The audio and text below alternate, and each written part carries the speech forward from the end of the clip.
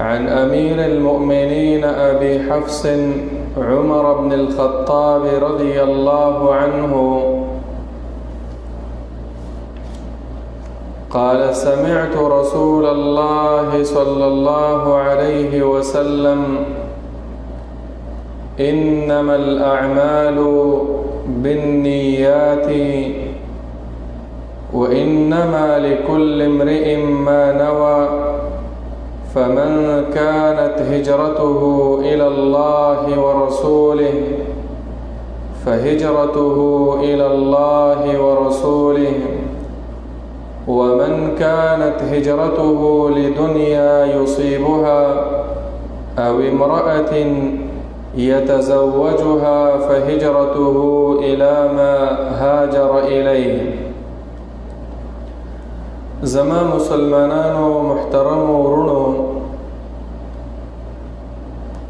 لکه الحمدلله څنګه چې قرآن درسونه کیږي، ترجمه کیږي، تفسیر کیږي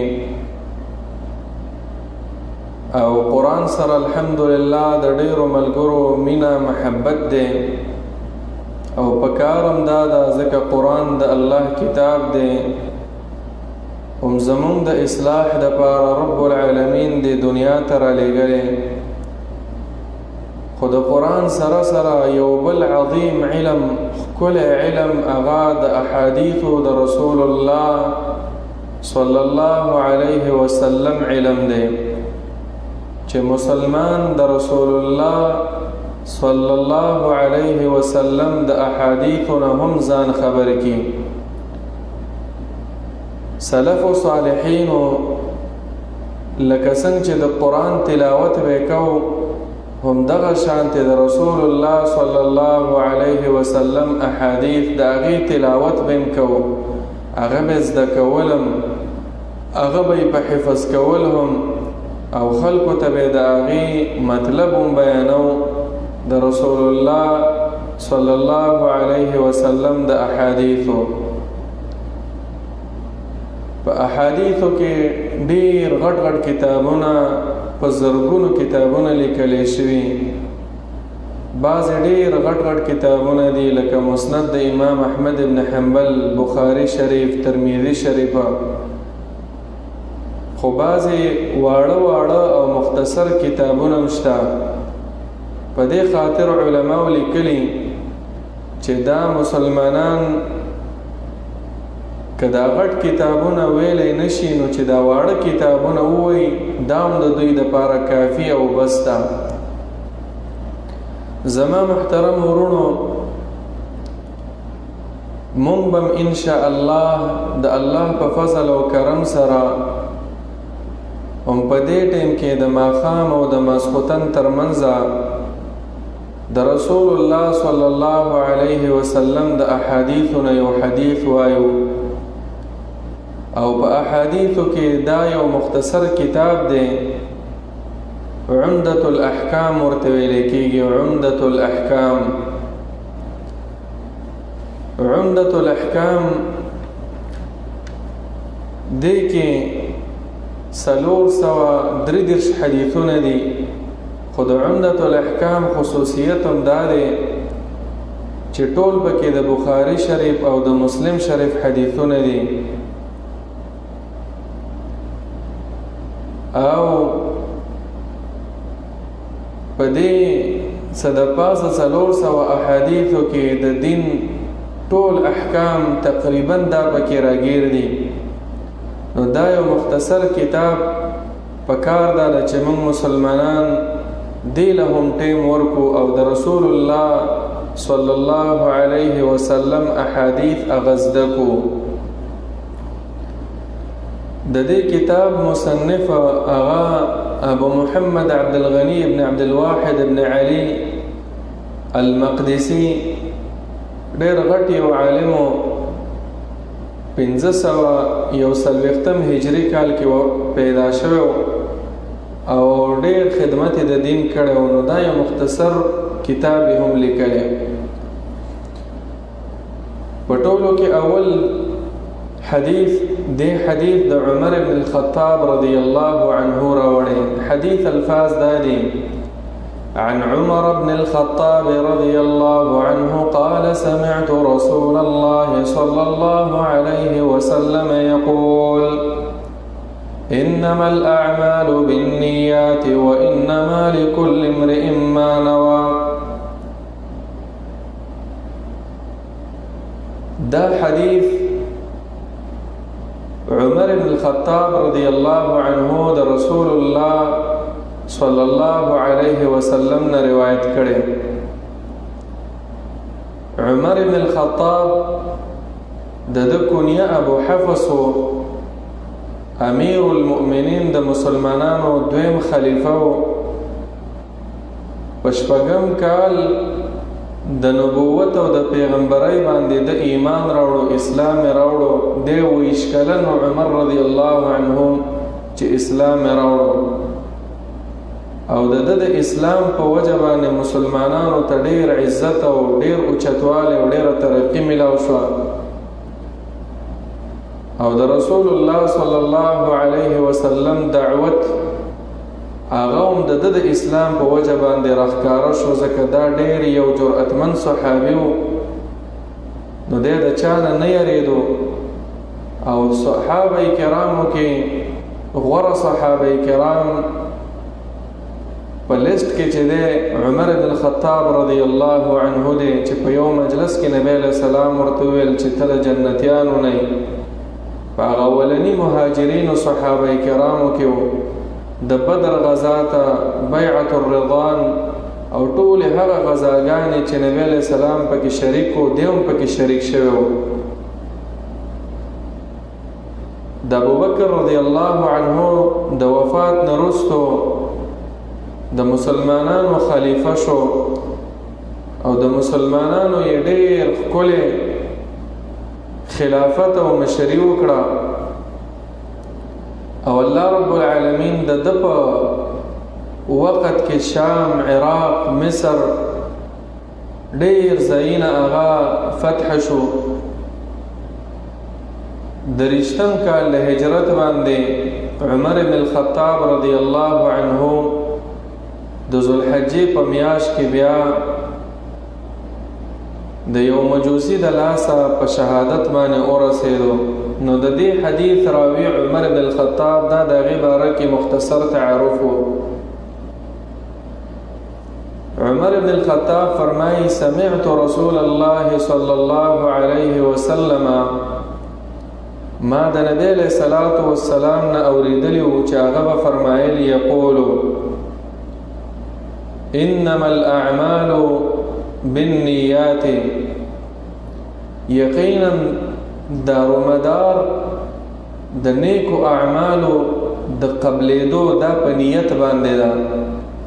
معنا دا ده عمل د انسان به هله قبلېږي نیک اعمال بد اعمال خو هسې بد اعمال وي هغه خو هسې مردود وي لکه غلاګانې شوې قتلونه شو ظلم زیاتی شو هغه خو مردود دي خو نیک اعمال دا به هله د انسان نه قبلېږي چې د ده نیت صحیح وي خالص د الله د رضا په خاطر باندې دی عمل کوي.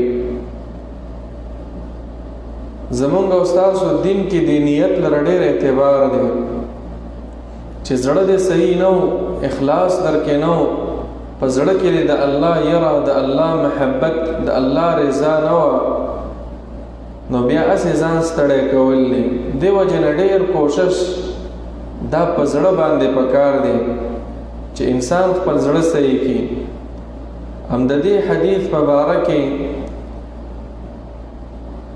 عبدالرحمن ابن مهدي یو غټ امامو هغه به ویل ولو صنفت الابواب لجعلت حديث عمر في الاعمال بالنيه في كل باب کزه څومره بابونه ولیکم کتابونه لیکم نو په اول کې به دا حدیث د عمر بن الخطاب راوړم. امام شافعي رحمه الله فرمایل وی دا حدیث د علم درېمه حصه ده چې ټول علم د قرآن او د حدیث درې حصې کې نو یوه حصه هغه دی حدیث کې ده انما الاعمال بالنیات په اویا بابونو د فقه کې دا حدیث دا شامل دی. امام بخاری رحمه الله بم فرمایل وأجمع وأغنى ليس في أخبار النبي صلى الله عليه وسلم شيء أجمع وأغنى وأكثر فائدة من هذا الحديث. د رسول الله صلى الله عليه وسلم احادیث ټول د فائدې والا احادیث دي، خو په دې حدیث کې ډېر زیاتې فائدې دي او ډېرې فائدې دي په دې حدیث کې. نو نیت چې د انسان صحیح وي، اعمال به هم رب العالمین تقبل وي. د دې وجنه د نیت په صحیح کولو کې ډېر کوشش پکار دی. سفیان ثوری رحمه الله به فرمایل وای د ټولو نه زیات مشکل د نیت اصلاح ده. سړی عمل مو کې او بیا ته قبول هم نه وي، نو په اعمالو کې ډېر کوشش پکار دی، خو نیت د ټولو نه اول صحیح کول پکار دی. انما الاعمال بالنیات معنام دا چې عمل به د اله صحیح کیږي چې نیت د صحیح وي. په نیت کې اعمال نه مراد ټول اعمال مراد دي، نیک اعمال، منځ، روژه، زکات، صله رحمي، چا سره ښه کول، د ګناهونو نه ځان ساتل. چې کله انسان دا ټول اعمال کوي، نیت به پکې خامخا کې چې یا الله دا عمل زستا د رضا په خاطر باندې کوم. نو انما الاعمال بالنیات،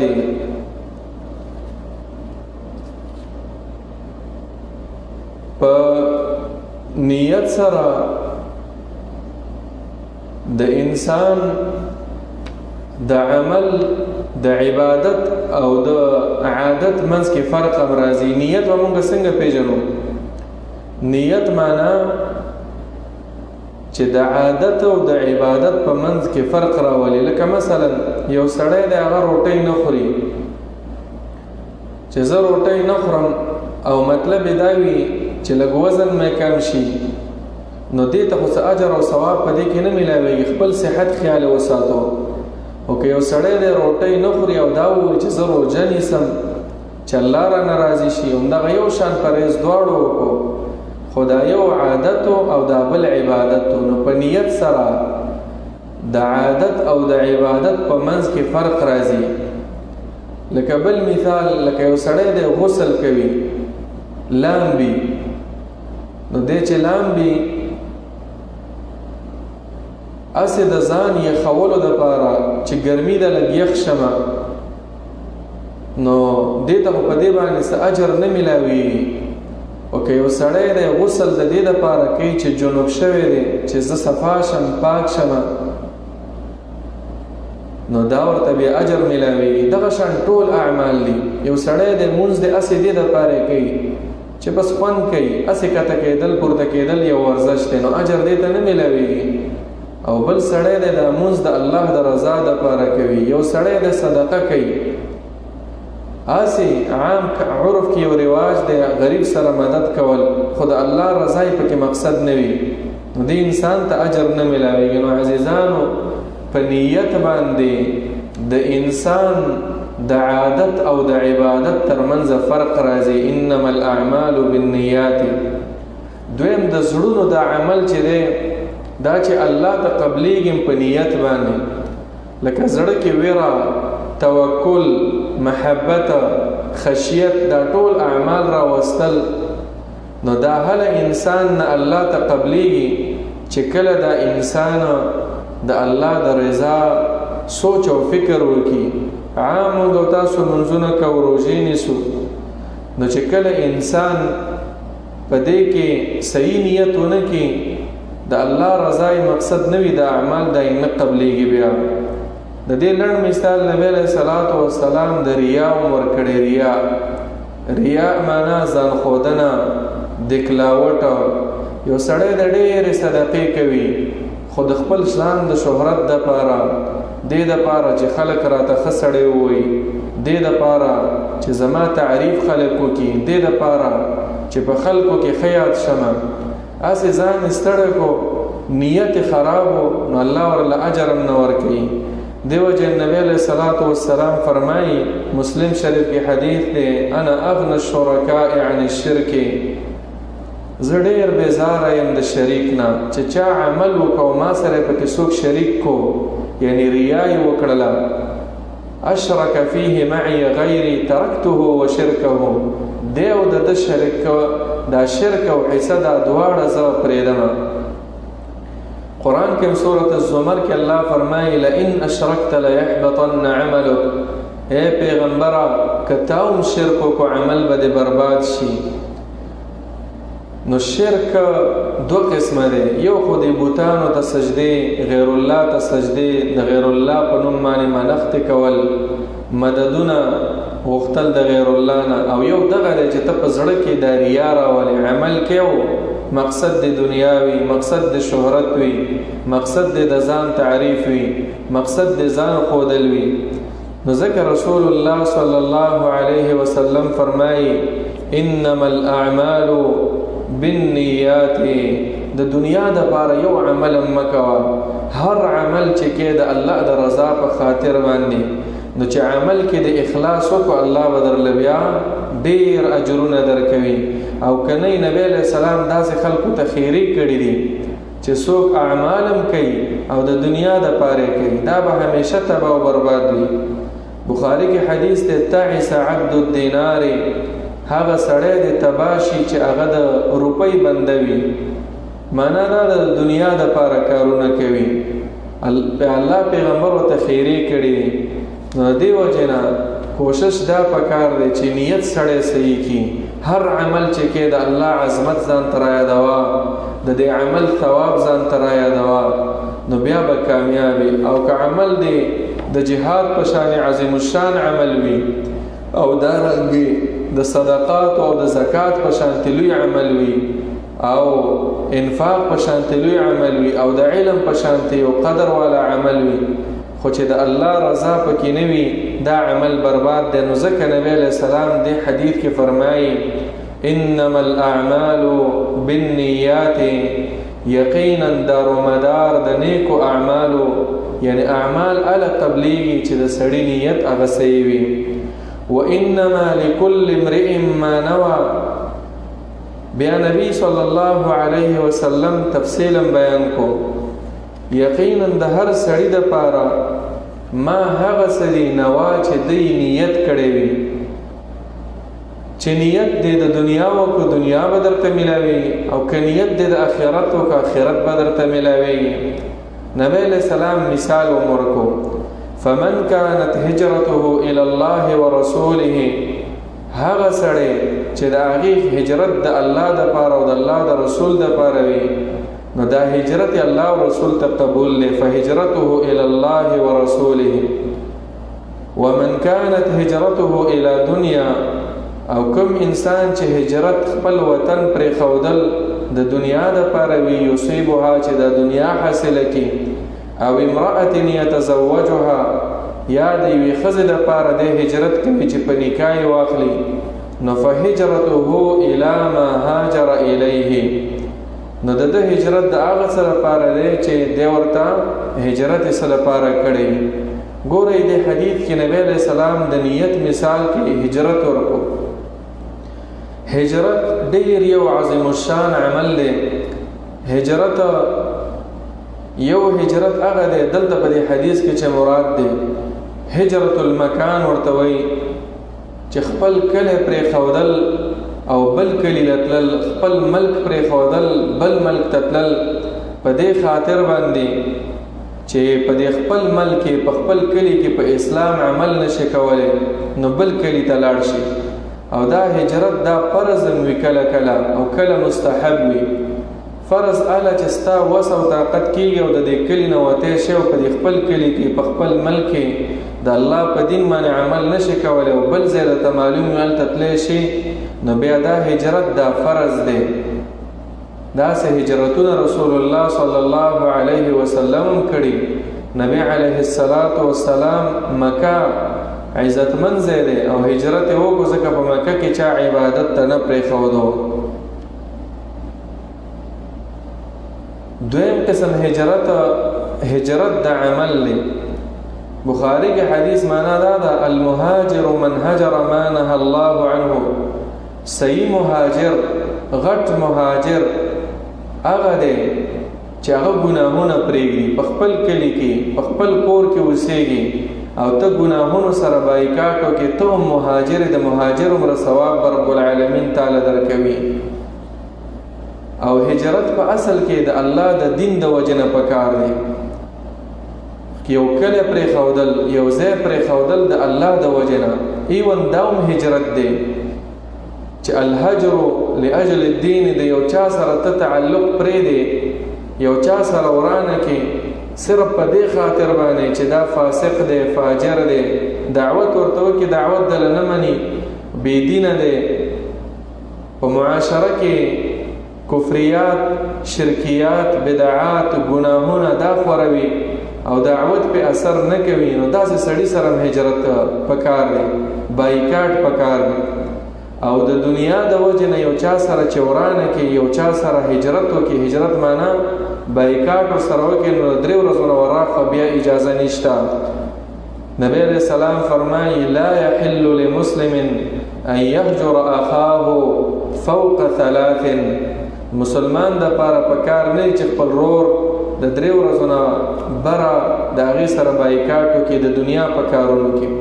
نو زما عزتمند ورونو، دا حدیث یو عظیم الشان حدیث دی.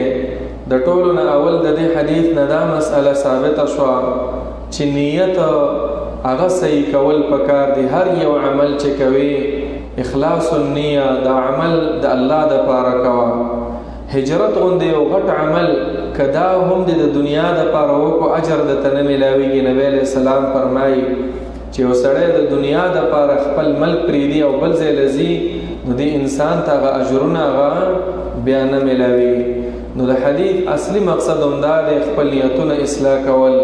کور ته پیسې ګټې، مزدوري کې، مسافري کې، ذهن کې دا راوله چې الٰه العالمین دا صرف او صرف ستا د رضا په خاطر کوم.